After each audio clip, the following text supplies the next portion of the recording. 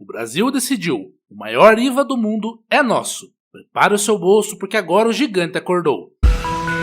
Este é o Visão Libertária, sua fonte de informações descentralizadas e distribuídas. Ajude a propagar as ideias de liberdade. Deixe o seu like e compartilhe com seus amigos. Um artigo seu pode virar vídeo aqui também, sabia? Este artigo foi sugerido por Cachorro de Rodoviária, escrito por Supremo Tripanossoma Federal, visado e narrado por Gordinho Caipira.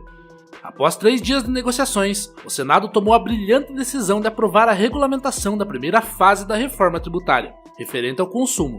A proposta pretende elevar a alíquota do futuro imposto sobre o valor agregado, IVA, tornando o IVA brasileiro o maior do mundo. O novo imposto único a ser criado, em substituição ao modelo atual, aumenta a carga tributária média paga pelos brasileiros de 20% para absurdos 28,6%. Isso mesmo, prepare-se para acordar cedo e ir trabalhar, porque a conta da internação do Lula tá cara e não vai se pagar sozinho. O cronograma determina que o texto aprovado no Senado deverá retornar à análise da Câmara dos Deputados, que poderá acatar ou rejeitar as alterações promovidas pelos senadores, antes de encaminhar a proposta à sanção do presidente Luiz Inácio Lula da Silva. A recente proposta de reforma fiscal do governo brasileiro não só evoca um dos maiores equívocos fiscais da história do país, mas também evidencia o desprezo pelo equilíbrio das contas públicas e a ineficiência estrutural de um Estado falido e endividado. O governo é indiferente à situação de seus cidadãos e parece mais preocupado em manter sua máquina inchada do que realmente solucionar os desafios do Brasil.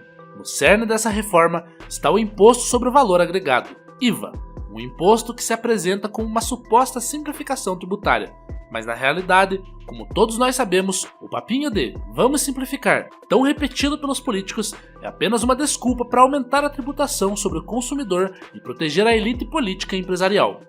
Em meio a debates acalorados no Senado, sugeriu-se elevar o IVA a uma taxa de 28,6%, posicionando a carga tributária brasileira à frente de nações com economias mais sólidas e mercados mais eficazes. Inicialmente, essa elevada carga fiscal seria justificada pelo conceito de um sistema mais equitativo, onde as isenções para determinados itens da cesta básica e incentivos fiscais para determinados setores teriam como objetivo reduzir a desigualdade. Contudo, ao ser examinada detalhadamente, a reforma expõe seu lado menos nobre. Uma reforma com medidas inócuas, ineficientes e difíceis de implementar, uma marca registrada do Estado brasileiro. Tudo isso envelopado em um expediente fiscal que transfere a responsabilidade pelos ajustes fiscais para o Poder Executivo, prometendo reduções e compensações que na realidade nunca se materializam. Há também por parte do governo a proposta de cashback de impostos, que vem sendo promovida como um progresso em direção a uma taxação mais igualitária para os menos favorecidos, mas na realidade é só mais uma promessa vazia. Apesar de parecer benevolente, a proposta de reembolsar parte dos impostos pagos pelas famílias de baixa renda esconde uma enorme complexidade administrativa e não proporciona um efeito concreto na vida da população mais vulnerável. Ao invés de procurar uma solução definitiva que inclua a diminuição de impostos e o enxugamento da máquina pública, o governo escolhe estabelecer um sistema burocrático e ineficaz que apenas perpetua os privilégios fiscais dos amigos do rei. À primeira vista, o conceito de IVA parece até simples. É um imposto sobre o valor agregado, implementado em diversas etapas da produção e do consumo.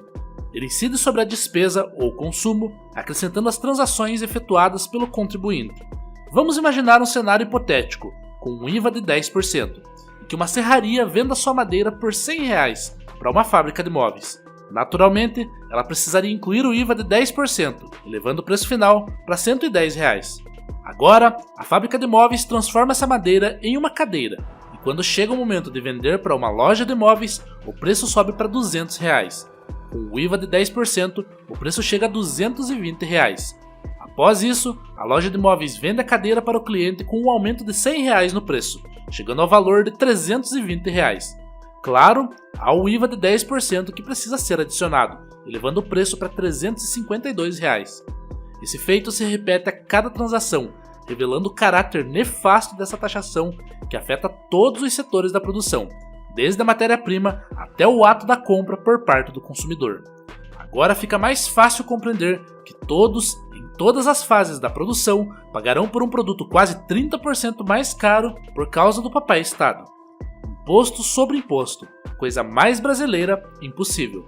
Contudo, a aplicação de um IVA tão elevado com uma taxa máxima de 28,6% é uma verdadeira anormalidade que contraria qualquer preceito de sanidade fiscal e econômica. O Brasil, já sobrecarregado com impostos sobre consumo, que são pagos diretamente pelos cidadãos, parece estar disposto a aumentar essa taxação de maneira desproporcional, sem levar em conta o efeito sobre os consumidores. A reforma prevê um sistema de alíquota variável, que fará o já bastante complexo e distorcido sistema fiscal tupiniquim ficar ainda mais complicado. Tal imprevisibilidade da alíquota gerará uma série de exceções e condições que apenas aumentam a confusão e a incerteza jurídica. No Senado, o intenso debate sobre o IVA expôs uma inquietação fundamental: a chance do Brasil possuir a maior taxa global. Se aprovada, a reforma faria o Brasil assumir o posto de maior IVA do mundo, deixando o atual primeiro colocado, a Hungria, que conta com uma taxa de 27%, com a medalha de prata. Apesar de ter sido aprovado no momento, o percentual de 28,6% não é definitivo.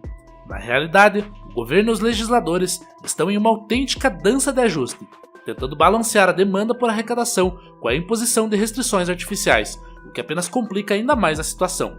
A redução do IVA para 26,5%, sugerida para prevenir que o imposto se torne excessivamente pesado, não soluciona a questão central. Em vez disso, ela gera uma dinâmica destrutiva na qual os cortes e ajustes necessários para manter o IVA abaixo de 28,6% são impostos ao Poder Executivo. Considerando os atuais membros do Executivo, principalmente o Presidente da República, o que se vê é o risco de suas ações afetarem ainda mais a já cambaleante economia nacional. É claro que os amigos do rei não ficarão de fora dessa reforma, e por isso a previsão de preservação dos benefícios fiscais para áreas específicas, como a Zona Franca de Manaus. Como bem ilustra a situação descrita na obra A Revolução dos Bichos, de George Orwell, todos os animais são iguais, mas alguns são mais iguais que os outros. Embora a maior parte da população sofra com impostos altos, a Zona Franca atua como um alicerce de distorções econômicas, que afetam a competitividade e minam qualquer tentativa de redução de impostos. Os estímulos fiscais destinados à Zona Franca não auxiliam na modernização da economia ou na geração de empregos de alta qualidade. Eles apenas atuam na preservação de uma estrutura de poder que favorece corporações de grande escala, capazes de montar monopólios e forçar a entrada de produtos superfaturados e de baixa qualidade na casa dos brasileiros. Claro que toda e qualquer isenção de impostos é bem-vinda, afinal, imposto é roubo. Porém, é inegável que essa isenção fiscal seletiva gera uma distorção de mercado, impedindo que empresas situadas em outras áreas do país possam competir em pé de igualdade, tornando o mercado brasileiro menos eficaz e impedindo o avanço de setores produtivos que poderiam criar mais postos de trabalho e melhorar a distribuição de riqueza. O conceito de cashback de impostos supracitado tem como propósito ser um mero instrumento populista, incutido no texto da lei para amenizar uma possível revolta que uma reforma draconiana como essa poderia provocar.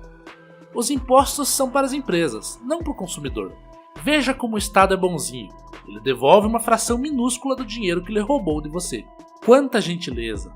Vale ressaltar que a destinação do mecanismo a ser implementado, que visa devolver uma parte do dinheiro tributado às famílias mais pobres, já foi utilizada em economias desenvolvidas. No entanto, o mecanismo proposto quase nunca funcionou em favor dos cidadãos.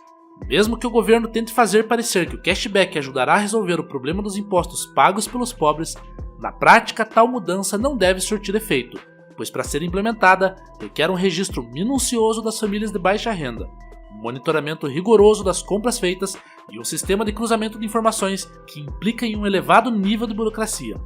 Em um país como o Brasil, onde a maioria da população faz compras no mercado informal, sem emitir nota fiscal, o cashback não produzirá um benefício efetivo. As dificuldades de rastrear e gerenciar as declarações de impostos se levantam como uma barreira quase intransponível. Em contraste aos modelos de cashback existentes em países como Japão e Canadá, o Brasil apresenta uma série de obstáculos pragmáticos que tornam a ação quase inviável. Mesmo nos exemplos internacionais em que esse sistema está implementado, o efeito é muito pequeno. Por exemplo, no Canadá, os créditos reembolsados ao povo totalizam apenas 5% de todos os benefícios sociais, um montante ridiculamente pequeno se comparado ao que foi usurpado da população. Assim, a introdução do cashback no Brasil é nada mais que uma cortina de fumaça erigida para tentar esconder a falta de um sistema de impostos normal, e não um benefício real para os necessitados. Ao invés de focar na devolução de uma parte dos impostos, seria muito mais eficiente reduzir as próprias taxas tributárias, permitindo que as famílias de baixa renda possam consumir mais, com menos burocracia e mais autonomia. Ademais, ao diminuir os impostos, o governo promoveria o desenvolvimento do mercado interno, favorecendo tanto os consumidores quanto as empresas, gerando um ciclo de prosperidade mais equilibrado e sustentável. A verdadeira resposta para o Brasil não está na implementação de sistemas fiscais intrincados e na persistência do imposto excessivo. A única forma de fomentar um desenvolvimento autêntico e sustentável é diminuindo impostos e simplificando a máquina do governo. O Brasil já figura entre os países com maior carga tributária global. Contudo, essa carga não se traduz em serviços públicos de maior qualidade para a população, mas somente sustenta um sistema de corrupção, desperdício e ineficiência. Se o governo realmente estivesse comprometido em auxiliar os menos favorecidos, deveria iniciar pelo mais básico: diminuir impostos, eliminar privilégios e permitir que o mercado opere com mais liberdade. O governo deveria possibilitar que as empresas, verdadeiras produtoras de emprego e riqueza, pudessem prosperar sem a excessiva carga de impostos, que atualmente impedem sua expansão. Com a redução dos impostos, haveria mais recursos à disposição das famílias para o consumo, impulsionando a economia e gerando mais oportunidades para todos. A reforma fiscal proposta não soluciona as questões do Brasil, ela apenas gera distorções adicionais e mais ineficiência. A rota para um futuro mais promissor não inclui mais impostos, mais burocracia e mais controle do governo. A aprovação desse monstro tributário é o equivalente de jogar gasolina em um incêndio para apagá-lo. O jogo do estatismo só garante uma coisa: o governo encherá ainda mais seus cofres, enquanto os cidadãos carregam o fardo.